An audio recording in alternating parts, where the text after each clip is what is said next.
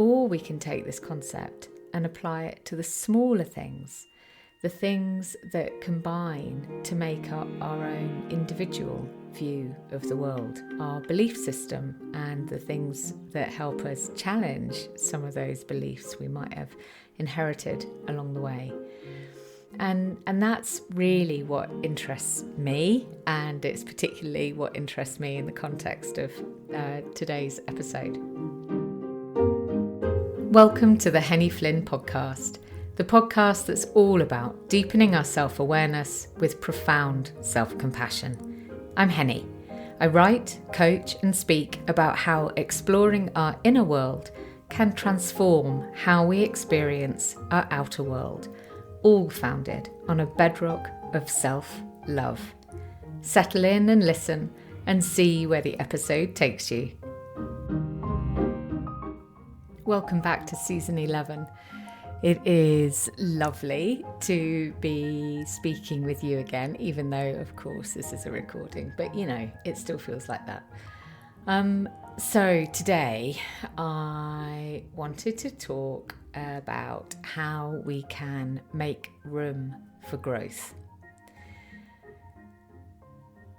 When we are rigid, fixed in our thinking, we become immobile. We become stuck in our ways. When we are fluid, flexible in our thinking, we become open, more aware of the options available to us, and so change and growth become part of the natural order of things rather than something to be feared or geared up for.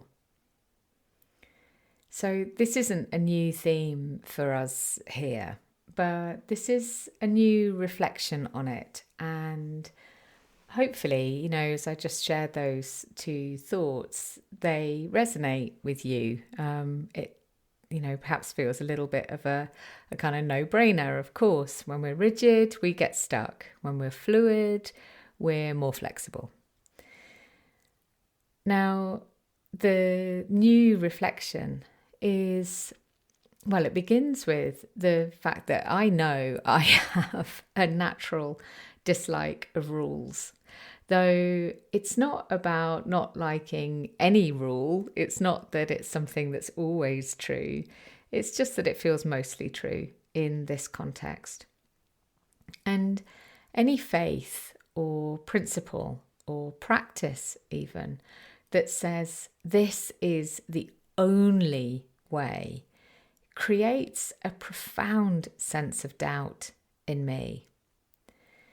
And when that happens, it feels like it's a time when doubt can be something to cherish. Because obviously, often we think about doubt as being something that's a burden rather than a boon to us.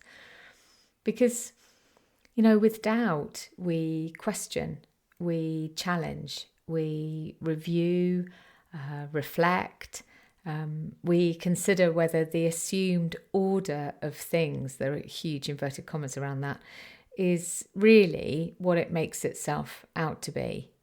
It's how we challenge authority healthily. And with indoctrination and fundamental thinking, we can limit ourselves from seeing there is another way that something can be.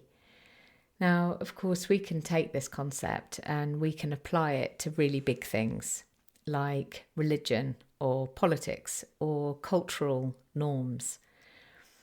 Or we can take this concept and apply it to the smaller things, the things that combine to make up our own individual view of the world, our belief system, and the things that help us challenge some of those beliefs we might have inherited along the way. And that's really what interests me, and it's particularly what interests me in the context of today's episode.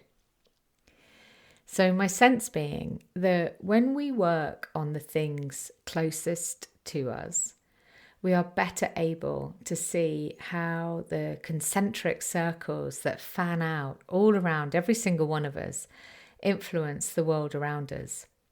So these are the circles that mark the impact of our behaviour, our thoughts, our energy that we put out into the world. We all influence others all the time, and we are all influenced by them. It's part of what makes us so gorgeously human. But before diving even further into that, I just want to share a conversation about quantum physics and entanglement. Now, according to space.com, quantum entanglement states that two particles are connected and affect one another even if those particles are light years apart. Just say that again. So quantum entanglement states that two particles are connected and affect one another, even if those particles are light years apart. So this may well be something, I'm sure it is, that you've come across before, but I think it's really worth sitting with for a moment. This idea that, or this truth, that two particles, once they've been connected, will always be connected, even if they are so separate there are light years between them. And so I'm sharing this in the context of today's episode for three reasons, really. One, I simply love this idea and wanted to weave it in somehow. Two, it was the subject of a slightly random and utterly fascinating conversation at a wedding this summer, and in an equally random way inspired this episode. And three, it used to be that science and reason would poo-poo anyone who tried to claim anything like this. And yet, now we know it is true. And we know it is true because a bunch of scientists continued to question, to doubt, to explore, to experiment, and to discover. And they found there actually could be a completely new truth that others hadn't ever been able to consider.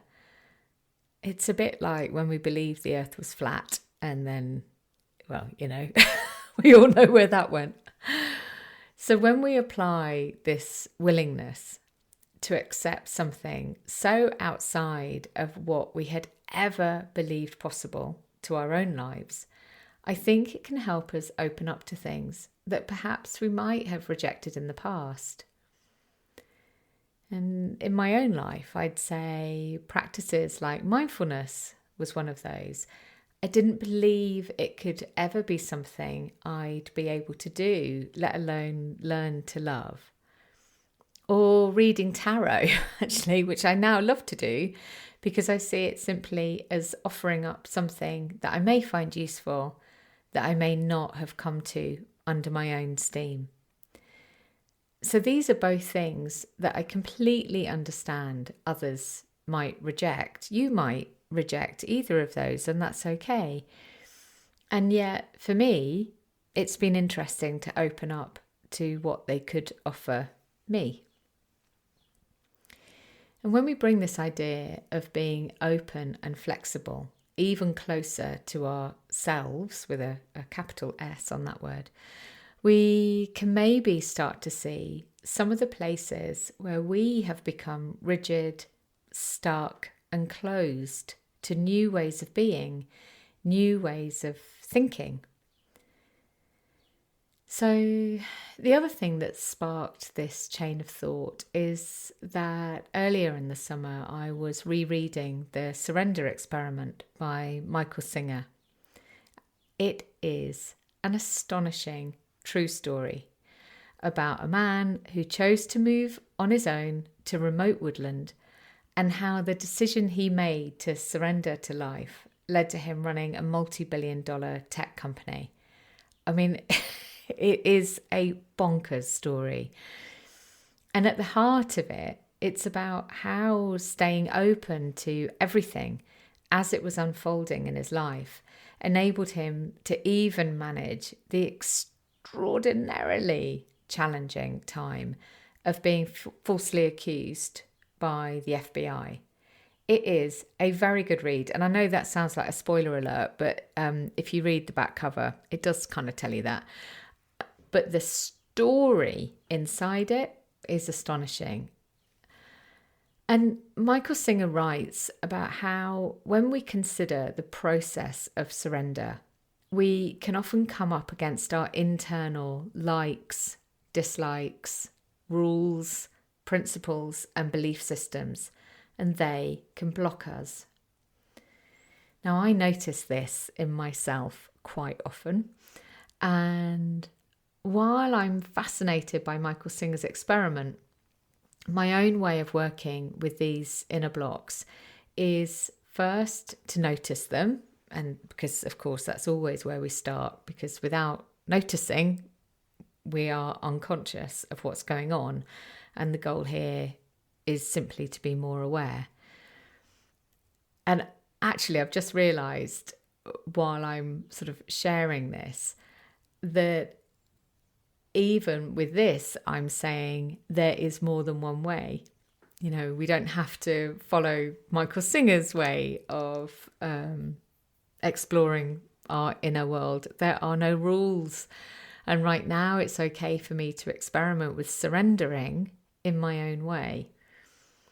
So with noticing what's happening, I can then begin to ask what's intruding here. So maybe it's something useful, like my spidey senses picking up a whiff of danger or incongruence in someone's behaviour that perhaps I need to be aware of to keep me safe or to support them better if it's in a client context. Or maybe it's simply an old pattern of mine playing out again. And once I can see that, or at least see what I can see, because there's always so much more below the surface, like that, you know, we're all giant icebergs, you know, only the tips of us are visible. So once I can see what it is I can see, then I can start to make choices. I can choose whether to go with my head or sink a little deeper and be a little more exploratory, and maybe, you never know, perhaps even open up to something completely new, a new way of thinking, behaving, being, believing. And with all that comes growth. And I think the thread that starts to shine through here is that we can hold all of those old ways of thinking, feeling, doing, believing, and have space for something new too. This is really, really important. And that's really where the title for this episode comes from, making room for growth, or make room for growth. We can be all that we currently are and still have space to grow. We are not finite. We can extend our thinking, our reflecting, our considering out beyond the borders of what we previously believed. And in that way, we become infinite in our capacity to change and grow.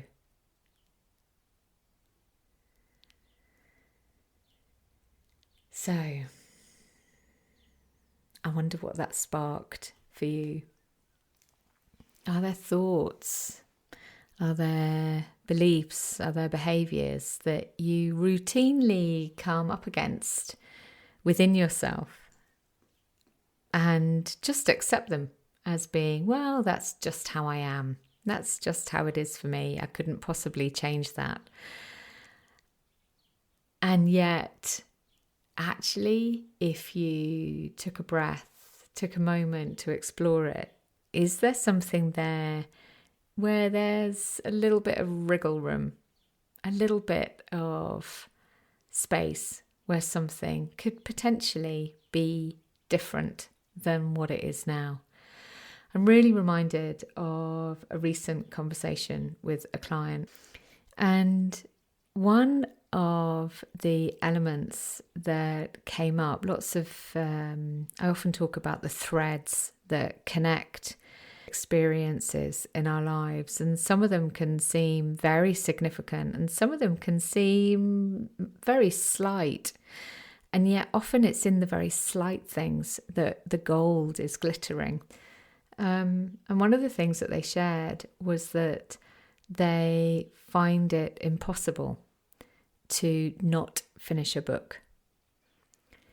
And as we explored it, we became deeply aware that it was a clear example of a pattern of not wanting to let go of things. So just by looking at something like how we feel about putting a book down when we have decided we're not really enjoying it, that can be a wonderful opportunity to challenge ourselves. If we believe that we can't ever do that, what a lovely place to play and to see, well, how is it to push against that belief, just to press up against it in a gentle, kind, compassionate way, and just see how it would be to easefully change that belief and change that behavior and create some room for something different. Because we never know whether that will have an influence in a wider sense in our life. And I suppose sort of one other thought here really is also to talk about the importance of discernment. You know, recognizing that where we hold very rigid beliefs, it's a lot easier for us when things are rigid. Our brain is desperately always looking for the quickest route through something. So we love patterns, we love rules, we love, oh, this is how it is, this is what I always do, this is how I am. Whereas what we're talking about here is raising our self-awareness so that we give ourselves room to pause for thought and decide, is that actually what I want to do? Do I want to finish this book, or do I just want to put it down and move on and do something which feels like a better use of my time? And so we practice the art of discernment in order to feel into what is it that is going to most serve us, serve those around us, serve the world, serve our life in general, in a better way than perhaps the way in which we had been believing we needed to be. So let me know how these reflections land with you. That story about the book, I could have been telling that about myself, to be honest. That's something I never used to want to put a book down without finishing it. I had this really strong sense that, I had to, because that was a way in which I demonstrated, commitment. And it was something I was always very proud of. But now I've realised, if I've given something a really good go and it's just not for me, it's okay. I can make a choice to stop. That's fundamentally it. Let me know what you think. What thoughts has this sparked? And where have you identified that there could be some room for growth? And I send you a hug and a wave.